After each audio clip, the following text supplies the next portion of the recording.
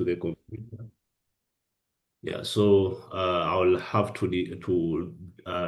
post the video maybe in the Telegram channel or also over on YouTube. Okay. Yeah. So as I said, when we are drawing this support and resistance, what we use, I would recommend you to use the lines first, and then you use the rectangle tool to draw the zones. Are we together?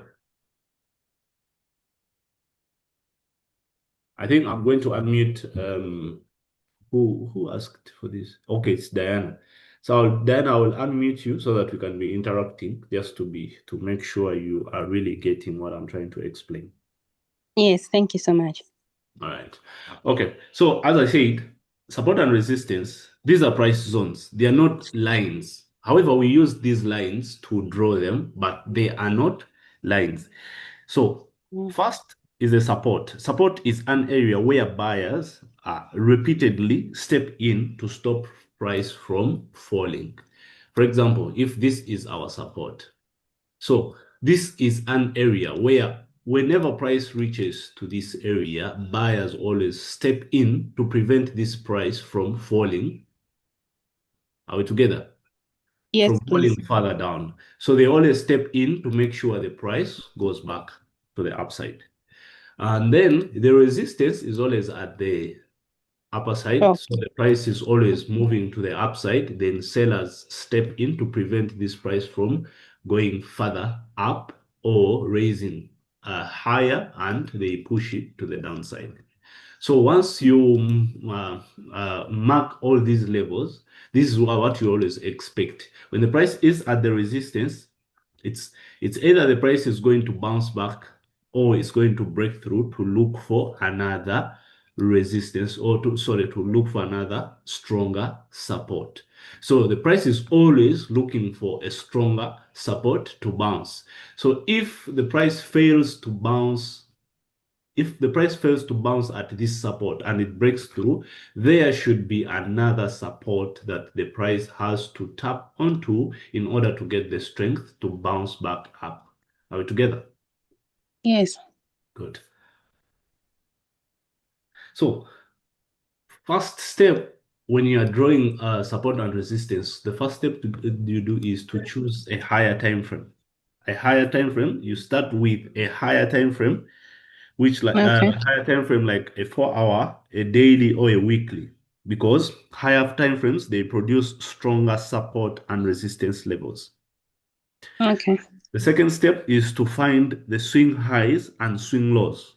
So you look for obvious turning points, which are the swing highs and the swing lows. When Do we talk you about, may I yep, may I interrupt you a bit? okay. Do you still look for those swing highs and swing lows and still on the higher time frame? Yeah, on the higher time frames. Okay. Like right now, we are on a 4 hour time frame, so we have to Mm, look for these swing highs and swing lows. mm, Yes. okay. So we look for them. Yeah. At first, you said you go on a higher time frame. Time Then frame. Yes. yes, then you'll start looking for the swing highs and the swing lows. These swing highs and Mm, swing lows are very obvious. You can easily see them. As you can see, yes. we have this, we have this one here. So they are obvious. So you don't need to take a lot of time for you to be able to identify them. They are obvious levels. So after finding all these swing highs and swing lows, you make sure you connect those that have multiple touches.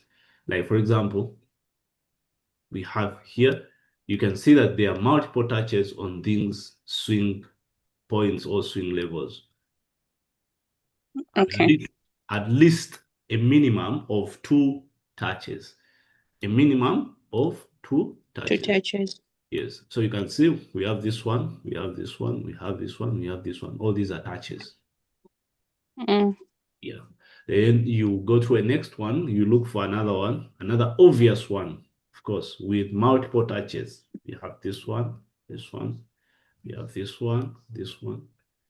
You don't need to, you don't need to, you don't need to, first of all, what you need to know is you don't need to take a lot of time to identify these points. You just look for Mm, the obvious ones. Don't create your own because you want it to look okay. that. Go with the ones that you only see. Don't create your own. What you see is what you go with. We have another one just here. So you can see we have this one. There's a touch here, there's a touch here, there's a touch here, there's a touch here. Multiple touches. Mm, Yeah. Then lastly, yes. after drawing the lines, then you bring out this triangle tool and draw the zones. Okay. Yeah.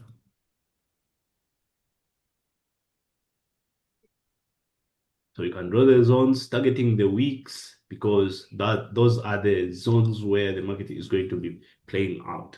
Like the market will be playing out in those zones.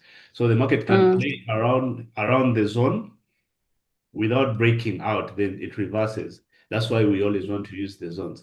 But and it also gives you enough space or enough room for you to set your stop loss. Because if you are going to use okay. the line, you may decide to put the stop loss slightly or close to the line, and you end up being wicked out, and Mm. you happen to lose your capital. So that's how we draw the support and resistance. Unless if there's any other question. No, no, no question. I'm going to try and practice this, what we have just discussed. Hmm. All right, okay then. Thank you for the question. At least it was Mm, beneficial for the rest those who have been confused on how to draw the support and resistance. yeah. Okay. Thank you so much. All right. Guys, any other question?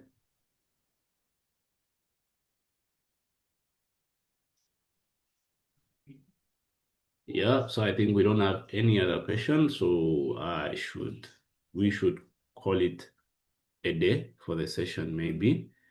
We shall meet on the next session. That's probably on a Sunday when we are doing the weekly outlook for the rest of the pairs. I hope you have a wonderful week. Yeah, thank you guys.